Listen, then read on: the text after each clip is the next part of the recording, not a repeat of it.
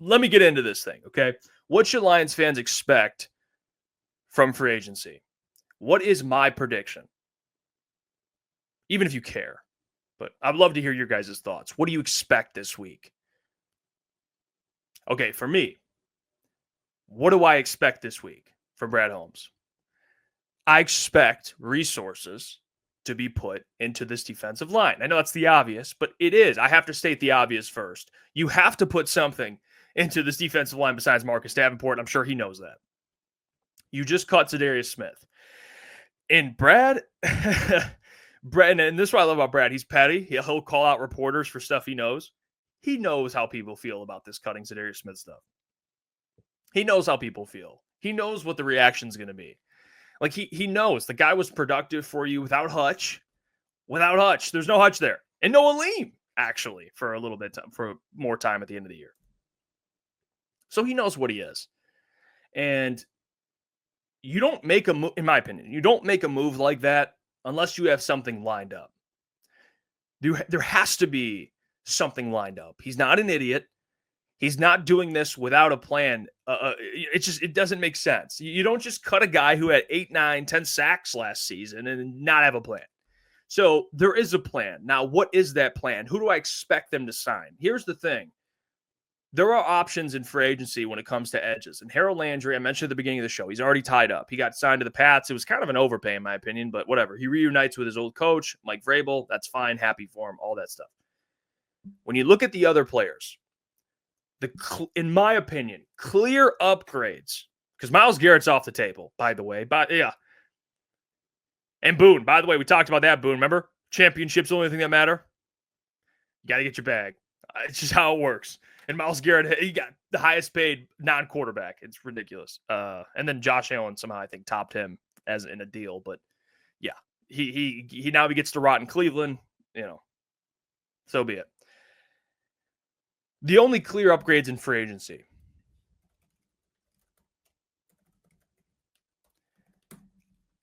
Talked about Khalil Mack. I don't think Khalil Mack's a clear upgrade. You can disagree with that. I love Khalil Mack as a player. I really do. I loved him when he was with the Raiders. He went to Chicago. Hated playing against him.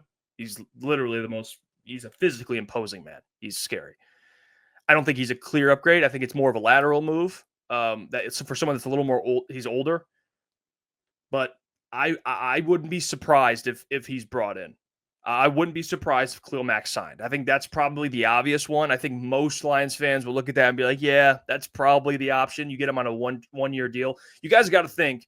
You got to think about how Brad's going to approach this. He's not going to sign anyone to a long-term deal. Okay, let's get that out the way. So you have to look at options that are short-term. Like Trey Hendrickson, that to me is a clear upgrade, but is he going to sign Trey to a long-term deal? My answer would probably be no.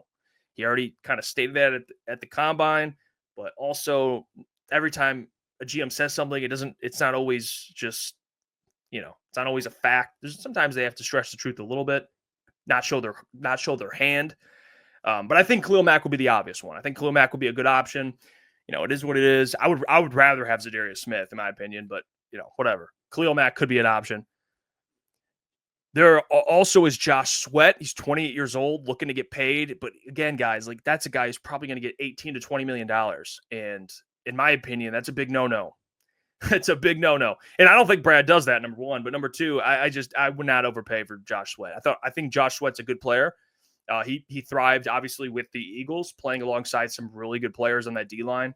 But Josh Sweat, to me, is not the answer at $20 million. I would much rather pay – if you're paying 20 for Josh Sweat, I'd rather pay Trey 30. You might as well just throw up another extra $10 million and get a guy who led the league in sacks, essentially by himself. So I would rather just get Trey Henderson at that point. So Josh Sweat's an option. I don't think it's realistic. I think some team throws a bag at him, maybe the Cardinals, the Titans.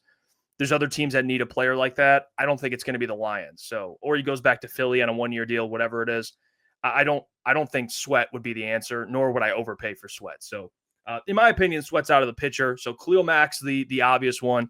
You also have Hassan Reddick. He's 30 years old. He's a really good player. I don't know what he's going to demand. He sat out games last year to get a contract, and he didn't get one. So I don't know, number one, if that's like a Brad guy. I don't. I think he's a good player. I don't know if he's the personality-wise someone the Lions would want to bring in, but he is one of the best options out there. So that will be interesting.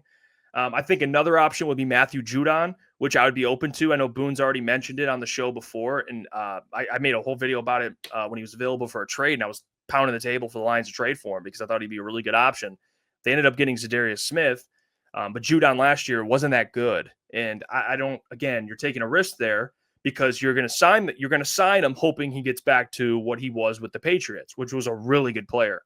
And I think being closer to home, playing for a winning team and playing with Aiden will help him.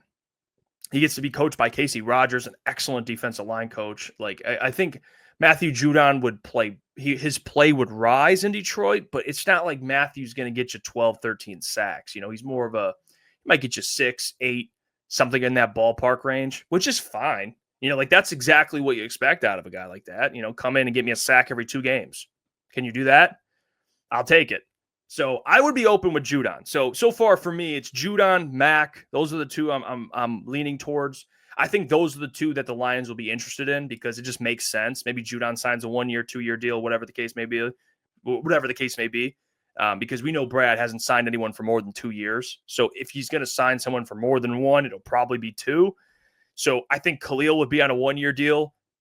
Judon would be on a 2-year deal. I'm open to both. So those are the only 2 so far that I'm really open to. Like Hassan Reddick, good player, really good player. Don't think it makes sense.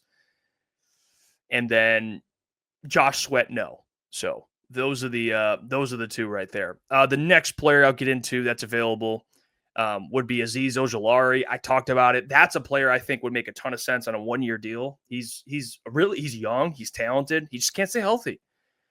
And now that they've re-signed Davenport, I don't know if I'm as on board with it as I was because I don't want half the defensive line room to be missing half the games in their career. It's a little worrying, is it not? Like you have Davenport as a backup who's never healthy, and then you bring in Azeez who's never healthy. But here's the thing with Azeez. Like I think you can definitely throw a 1-year deal at him. That's a player now getting away from the Paulson Adebo stuff, like because I don't know if that's necessarily the case with him, but I know that would probably be the case with Azeez Ojulari. Like, what leverage does he have? You probably bring him in on a 1-year deal. You throw kind of like Davenport, you throw some incentives at him, and you say, hey, if you play these amount of games and get this, you get this amount of sacks or whatever the case may be, yeah, you sign him with an incentive-based deal, which I'm okay with. So I'm open to Azeez Ojulari. I don't think that's like we're going to the Super Bowl. We got Azeez Ojulari, but it's like, okay, it's depth in your defensive line room. The problem is you need to find someone that's going to start on the other side of Hutch, dude. That's just like the reality of it. And I don't think Azeez is that guy. So it really comes down to Judon or Khalil Mack.